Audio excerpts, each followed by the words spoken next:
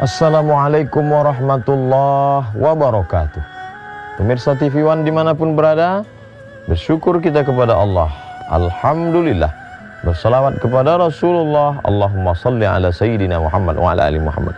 Kita sampai pada ittaqu da'watal mazlum. Takutlah kamu pada doa orang yang teraniaya. Ada seorang nelayan, anaknya dalam keadaan lapar, menangis, meneteskan air mata karena tidak makan. Lalu kemudian dia ambil jaringnya, dia pun pergi ke tengah laut. Lalu kemudian dia pasang jaring. Alhamdulillah, usahanya dikabulkan Allah. Senang hati melihat seekor ikan besar. Lalu dia pun bawa pulang. Terbayang anak akan menyuap, hilang letih, hilang lelah, tetes puluh keringat dan air mata. Karena nanti anak akan makan nyaman, tenang, perut kenyang, anak akan tertidur. Hilang lelah melihat senyum anak tertidur pulas. Tapi ternyata itu hanya sebagai mimpi semata. Karena di tengah perjalanan saat dia tenteng ikan, ada seorang raja penguasa yang ternyata suka melihat ikan ini. Pengawal, ambil ikan. Oh, Tuan Raja, ini untuk anakku yang sedang lapar. Ternyata orang-orang yang punya kuasa ini ada kenikmatan. Sebenarnya nikmatnya bukan saat makan ikan itu, tapi saat merampas ikan itu dari orang yang zalim, dari orang yang lemah. Nampak kezalimannya, menunjukkan kuasa terhadap orang yang hina. Ternyata ada kenikmatan tersendiri bagi mereka yang punya penyakit. Luar biasa. Nikmat kekuasaan berubah menjadi azab yang luar biasa. Ambil ikannya. Mau tidak mau, suka tidak suka, nelayan yang lemah. Tak terbayangkan bagaimana nanti dia akan pulang ke rumah dalam keadaan anak lapar, menangis, meratap. Tapi itulah kenyataan yang harus dihadapi. Apa yang terjadi? Ratu senang melihat ikan besar. Ini ikan besar, ya, ikan kesukaan Tuan Raja. Ikan menggelepar, takdir berkata, taring ikan mengena ke ujung jari raja. Tiba-tiba saja raja merasakan sakit yang luar biasa. Dipanggillah tabib, dokter, untuk melihat apa yang terjadi. Ternyata racun dari ikan beracun, sudah masuk ke darah dan sudah mulai terasa. Lama kesembuhan tak juga tiba.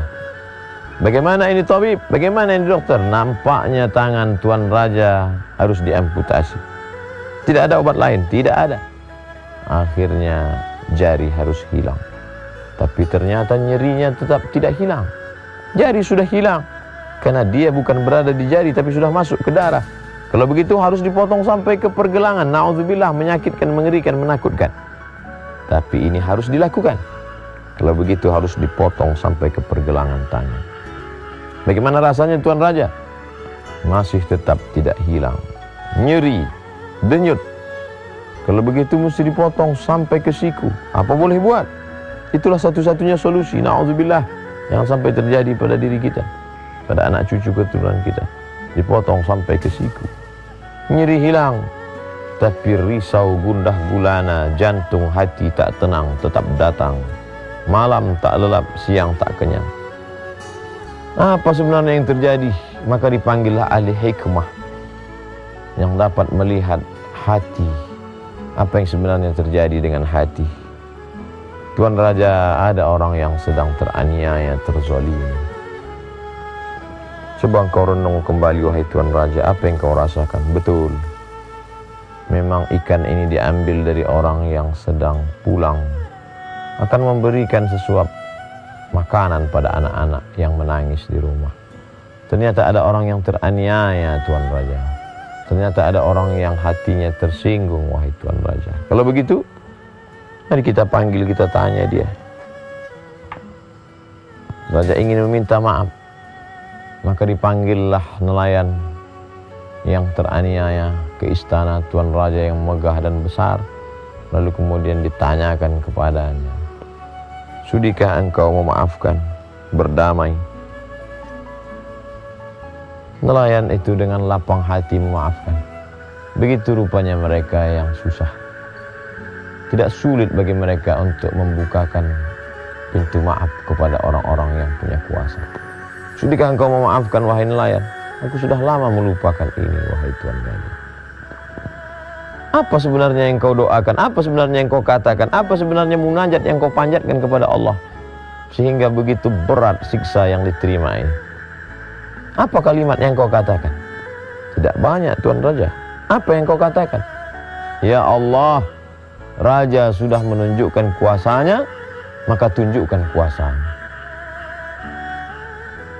Bergetar hati Raja.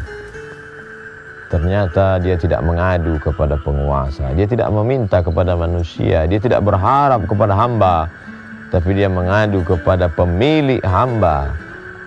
Qalbul mu'min baina asabi'ir rahman, hati seorang manusia berada dalam genggaman qudrat, iradat, kuasa Allah Subhanahu wa taala. Mengadu kepada manusia kecewa, mengadu kepada kawan esok dia akan berubah menjadi lawan. Mengadu kepada penguasa boleh jadi akan sia-sia, tapi mengadu kepada Dia yang tak pernah mengecewakan harapan dan munajat serta permohonan dengan satu kalimat, ya Allah, Raja sudah menunjukkan kuasanya, maka tunjukkan kuasamu ya Allah. Ikan juga lemah, tapi ternyata gigi taringnya mengandung bisa. Bisa itu masuk ke darah, masuk ke dalam tulang. Begitulah Allah membalas. Ittaqu da'watal mazlum. Hati-hati, waspada terhadap doa orang yang teraniaya. Mudah-mudahan kita tak pernah menganiaya orang, dan andai pun pernah, mohon maaf. Terima kasih. Wassalamualaikum warahmatullahi wabarakatuh.